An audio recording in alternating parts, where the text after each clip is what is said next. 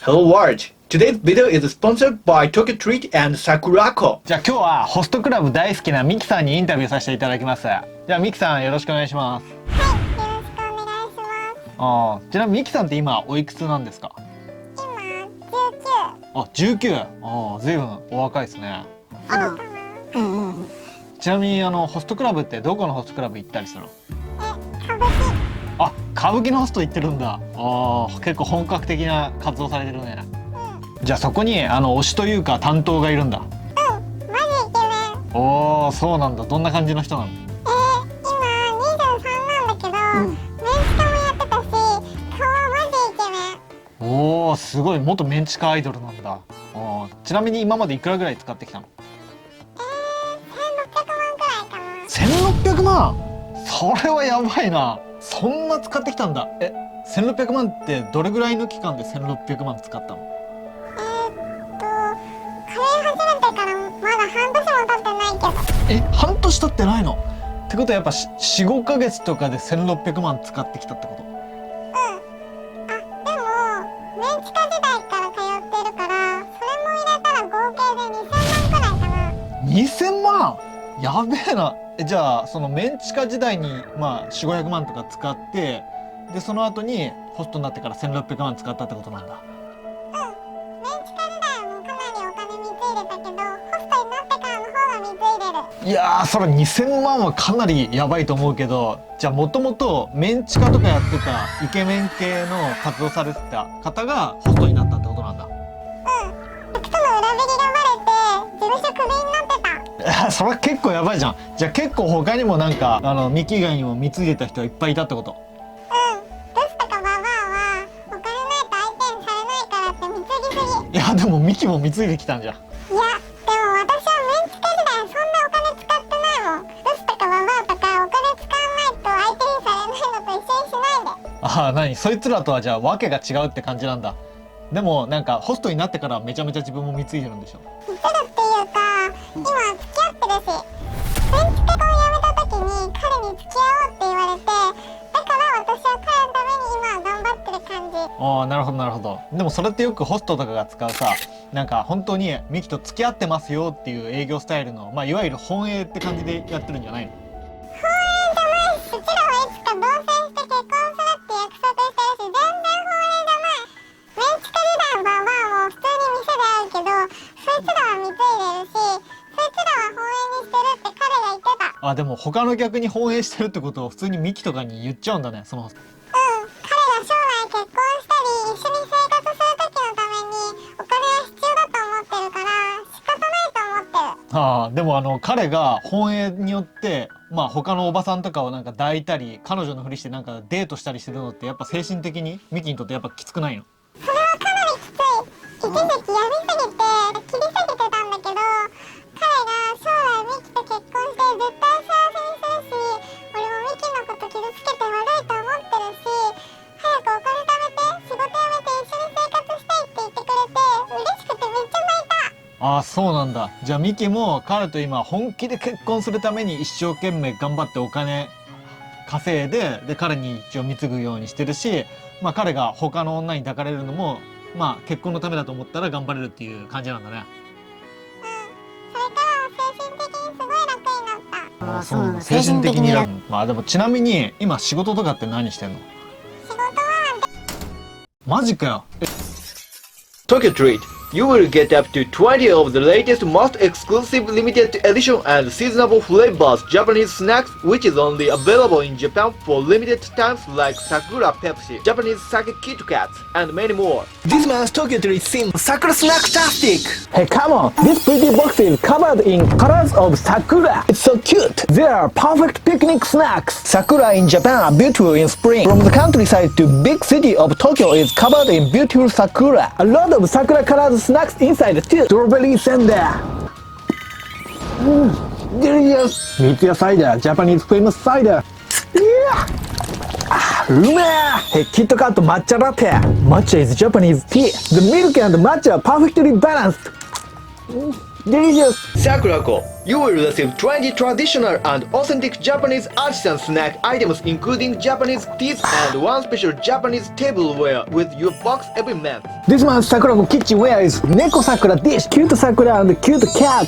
Sakura helps in partnering with local Japanese snack makers to continue to share Japanese culture and traditions that have been passed down for over 100 years. This month's Sakura film Beauty of Sakura, Japanese Sakura is so beautiful. This is a beautiful box of elegant Japanese Sakura. Sakura has been always artisanal. Hey, this is candy, delicious and beautiful in every detail. The artisanal snacks are too pretty to eat.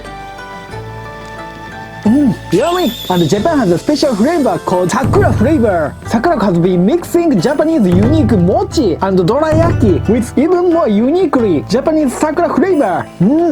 Sakura is so delicious. Tokyo Treat booklet. You can also enjoy Japanese pop Sakura sweets and the charm of Sakura brewing. Sakura booklet. You can enjoy the genius Japanese Sakura snack artisans and the legend of the Sakura Treat. We want to invite everyone to experience Japan from the comfort of your own home through our snack box. These are the best boxes of Japanese Sakura snacks, so that give them to your friends. They love these snacks. These dishes are also great to enjoy alone. Thank you. And what a deal! Enter the code Yuki on the first order via the link in the view overview section and you'll get $5 off.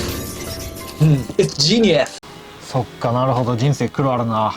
まあでもちなみに今仕事とかって何してんの？仕事はデリとピンよ。マジかよ。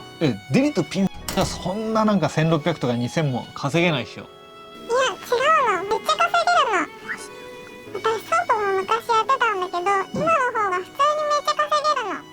マジで？いや、その方が普通に考えりゃ一番まあ高いイメージがあって稼げるじゃん。いやでも稼げるんだ。じゃあ何？デリとかだったらまあ高級店とかあるからまだ稼げるかもしれないけど、でもさすがにピンは全然稼げないっしょ。あー、ピン自体は給料安いよ。それだけじゃ絶対稼げない。まあ無理だね。前ソープやってた時の客を何人かパパにして、1人5とか15とか20とかもらってるようにしてる。なるほどなるほど。そういう作戦なんだ。それ自体は全然稼げないけど、裏引きしたがる客狙って店の外で会って5万くらいで相手してやってる。ああ、なるほど。デリも同じで裏オプとかして稼いでる。普通にやったら月100も稼げないよ。ああ、そっかそっか。なるほど。なかなかのじゃあやり手だね。安いところで働く理由っていうのは、そこでまあ大量の客とかパパを見つけて捕まえてサポートしてくれる人を裏で探すってためにそういう安いところで探してるってわけなんだね。そうした方が稼げるって彼に言われて、いろいろ試行錯誤して結構稼げるようになった。なるほど。その彼の入れ知恵だったわけか。じゃあ彼のその裏技のノウハウを使ってたくさんお金を稼げるようになって、彼のホストクラブで大量にお金を全部使ってるってことなんだね。そんな感じ。なるほど。でも本命の、彼氏からすると、大好きな彼女のミキがそういうお店で汚いおじさんに舐められまくったりやられたりするのってすっごい嫌な気持ちになるんじゃないの？ジジイとかマジキモいし無理。最初に彼に勧められた時は大喧嘩した。でも2人で暮らすために最短に行くためには私が今頑張るしかないって言われた。ああ、なるほどなるほど。じゃあミキは今そのイケメンのホストの彼氏と最短で結婚するためにいろいろな汚いおじさんとか抱かれても気にせず大金を稼いで働いて、で彼に貢いでるっていう感じなんだ。結婚のために。そうすれば彼氏もブスな女とかババアとかもう二度と相手にすることもなく最短で2人で暮らせるから。ああ、そうなんだそうなんだ。そしたらじゃあ今それで結婚すれば今彼氏の周りにいる本営で本当の彼女だよって言ってる彼女たち、その人たちも多分結婚するって言ってると思うけど、その人たちが全員いなくなってミキと彼氏が2人だけで結婚できるってことなんだね。そういうこと。おお、そっかそっか。でももしその彼が他の女にも同じようなこと言ってたらどうする？絶対ない。いや、なんであるかもしれないじゃん。同じようなこと言ってると思うよ、裏では。絶対ない。そんなブスなババアに絶対興味ないし、私だけは特別って言ってるし、将来のこともいろいろ話してるし、確かに彼氏が他のババアと旅行行ったりしてるの見るのは病むけど、彼も私が病んでる顔見るのは辛いって言ってたし。ああ、そうなんだ。そういう風に優しい言葉をかけてくれるんだね。そっかそっか。でも彼はちゃんと仕事としてそのおばさんたちにお金を使わせるために本営として一緒に旅行行ったりして、まあ夜の営みとかも一緒に全国各地へ旅行しながらやってるってことなんだね。まあそれは仕方ないよ。